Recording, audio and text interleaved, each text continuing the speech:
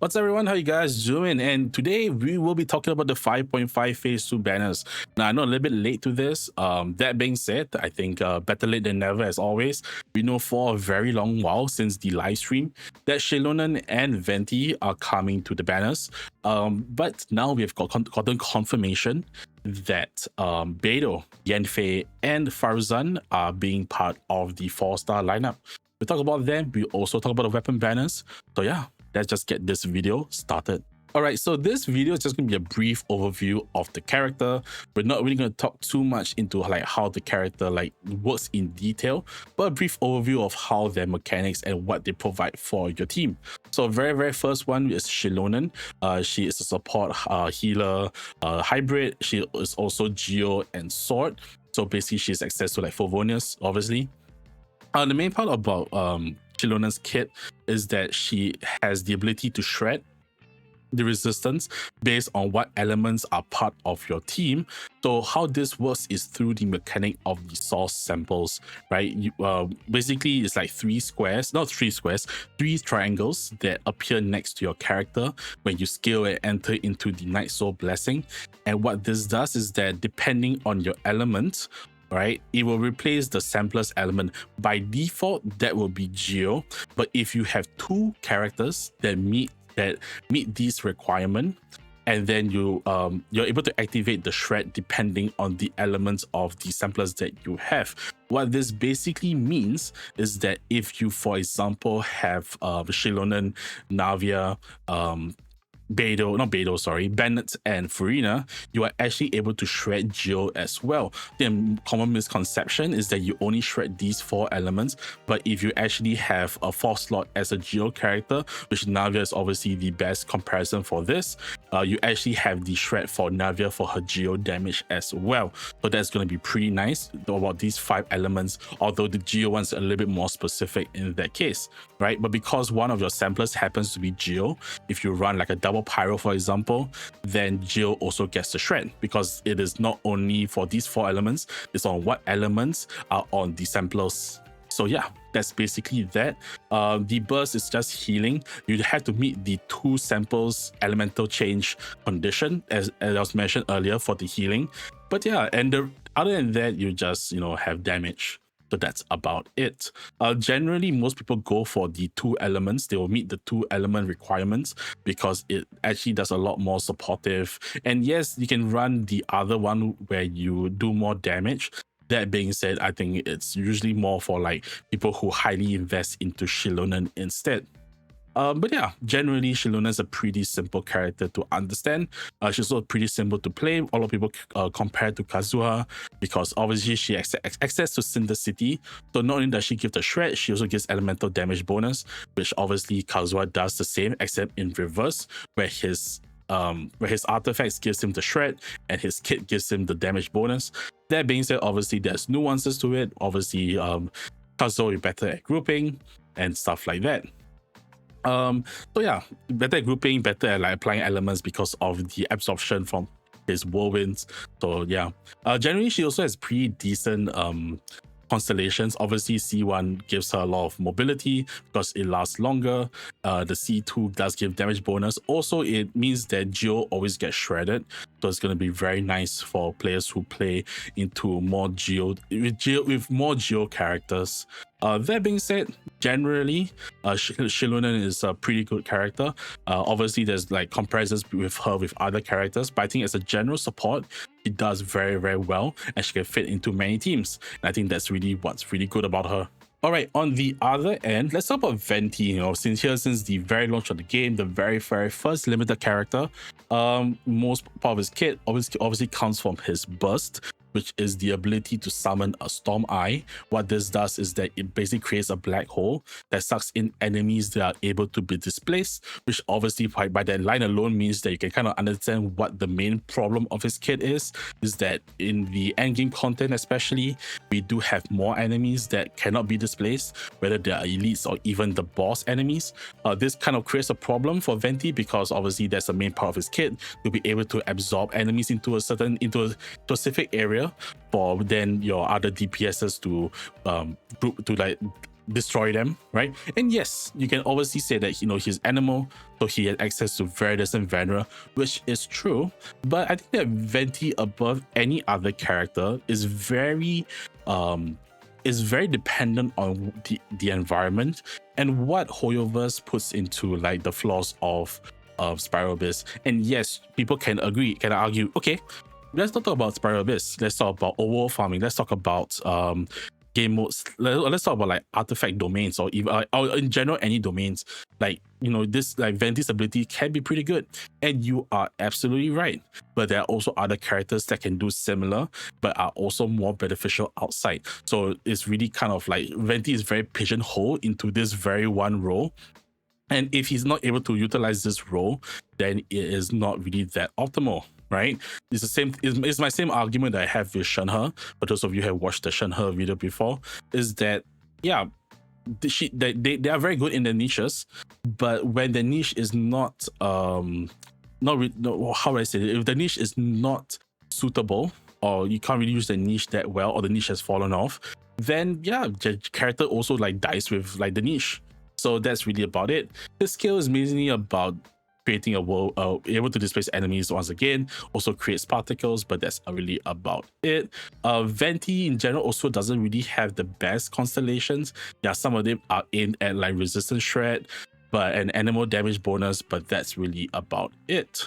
If you really want to hyper invest into Venti, if you have him, then obviously the weapon will be the first thing that you will definitely go for. Now, obviously, is Venti like gone? Not really, but I think that Venti is someone that really needs Hoyoverse to come in and like, okay, let's create like a pure fiction equivalent or a Whimpering Waste from Wuwa equivalent into the game, so that it can benefit you.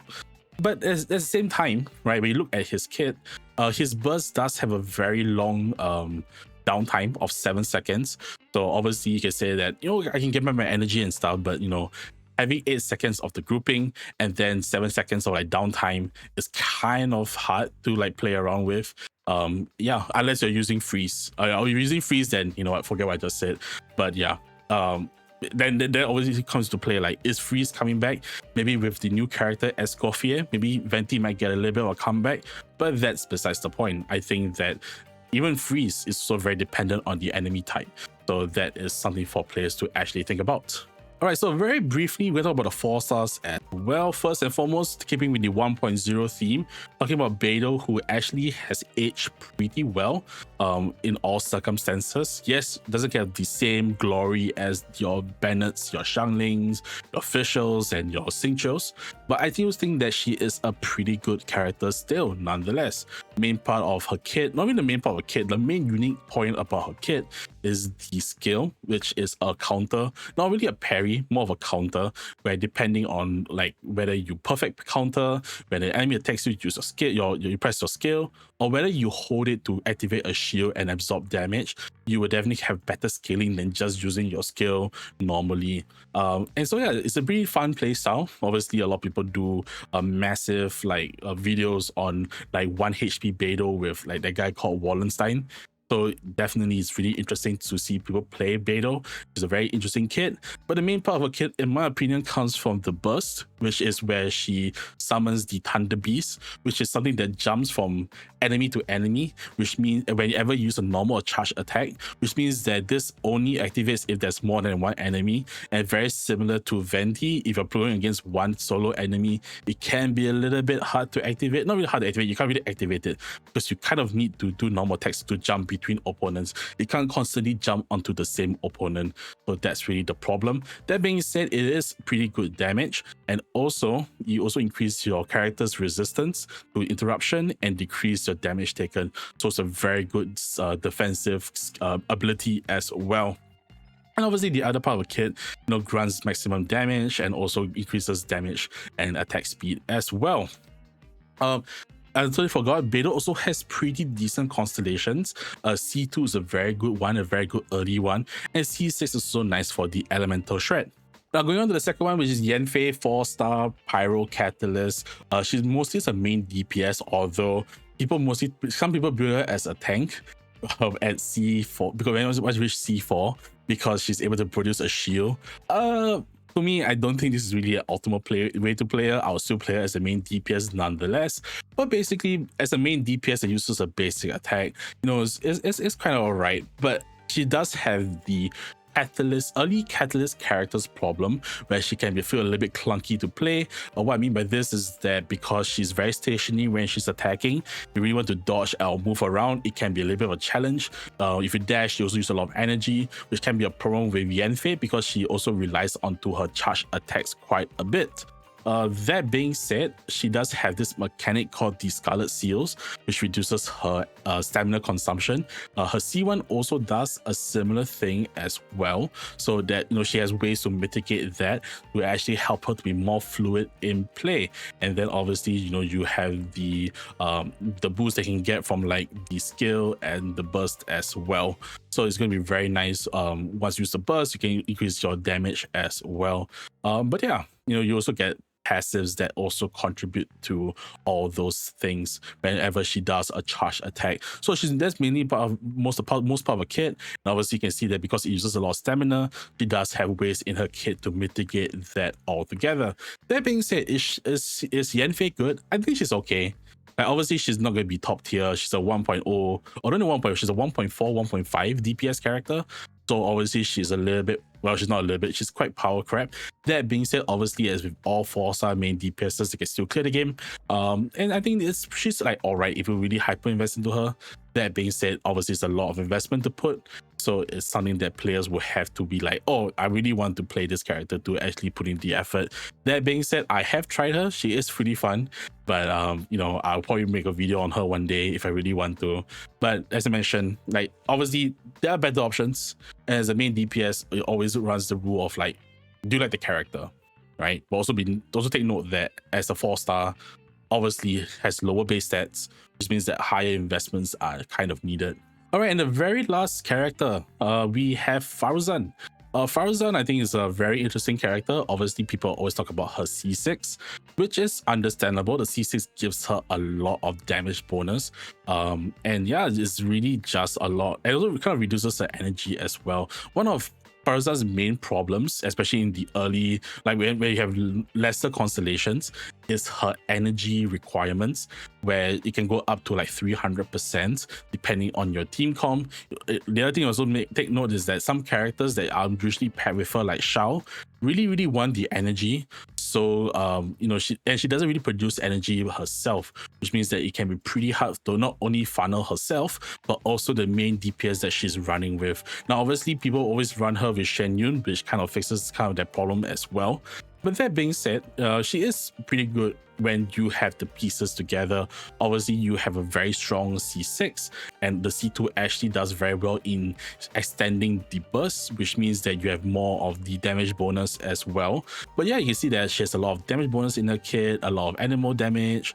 Just a lot to a kit that she's able to contribute, increases your damage, everything. So it's going to be very nice for players who want to run into the niche of playing with animal DPSs. But that being said, it can be a little bit of a investment to actually get her running, especially without the C6. Not saying that she's useless without it, like she's still functional without the C6, but you will fully unlock her potential once you do so. So this is something that players will be mindful of. I'm not saying pull just for Faruzan, because you should never pull for 4-star specifically. That being said, if you're actually pulling for like Xilonen, for example, getting a few copies of her ain't the worst thing in the world. All right, last but not least, let's talk about the weapon banners. Let's talk about the 4-star weapons. 3 of them are Favonius weapons. They just give a lot of energy for you and your team. It's going to be pretty nice all around. The sacrificial is also very good for characters who themselves want a lot of energy. So your Xingqiu obviously is one of the characters that usually use sacrificial. There are a lot of characters that also do well with it, like your Linettes as well. The bell generally is considered a trash weapon. That being said, it can be used on Dea, but that's basically it. And let's talk about the 5-star weapons. We talk about the Pig Patrol Song and Elegy of the End. Generally, Pig Patrol Song is only kind of good for Xilonen. Yes, you can kind of use it on like characters like Beidou, and also for it's okay on Beidou. but that being said, it's mostly made for Xilonen. What it does is that when you hit the 3200 requirement for the 25% per 0.6 elemental damage bonus, you can trigger this by using normal plunging attacks. All right, yeah, you're able to get the stacks and everything. So yeah, basically you're just able to give a lot of damage bonus to your team. It does have a very high defense substat, which is very good for her, because obviously, as mentioned, you want the 3200 once you have this weapon. That being said, it's not really that beneficial. Like, obviously you can go for constellations first, but also she has a good option in Favonia's sword. Yes, you don't get the damage bonus, which is a loss in damage obviously, but that means that, you know, you have a cheap option, but you're still able to support your team by giving them energy, by reducing the overall team's energy requirement. Now, second, which is the Energy of the End, which I argue is actually the better weapon for all-round use, which is, yeah, just a lot of ER. But at the same time, okay, so basically this whole chunk of text can be simplified by this. On base, you get 60 elemental mastery, and when the character with the weapon uses the skill or the burst, you get these stacks. And when you get when you get the max stacks and fully consume them, you will activate this ability called the Farewell Song, which increases your team's elemental mastery and also the attack. So it's pretty good. Not only is it good for a character like Venti, also good on characters like Yolan as well, who appreciates the energy recharge. I wouldn't say just put this for Yolan, but that being said, it is a pretty good weapon nonetheless, and can be a little bit more universal. So that's really about it. Generally, just with all weapon banners, they are kind of predatory, so I wouldn't really say like go for them. Like, I don't think it's a standout weapon. Yes, you have like a lot of Favonius weapons and stuff, but that being said, it is what it is. But yeah, that's really that for this video. Hope you guys like it. Like, share, subscribe, all that good stuff, comment, yeah, all that. And also do know that I stream live on Twitch, link is down stream below, and I'll see you guys in the next video. Until then, stay healthy, stay safe, be good to yourselves and the people around you, and I'll see you guys next time. Bye bye.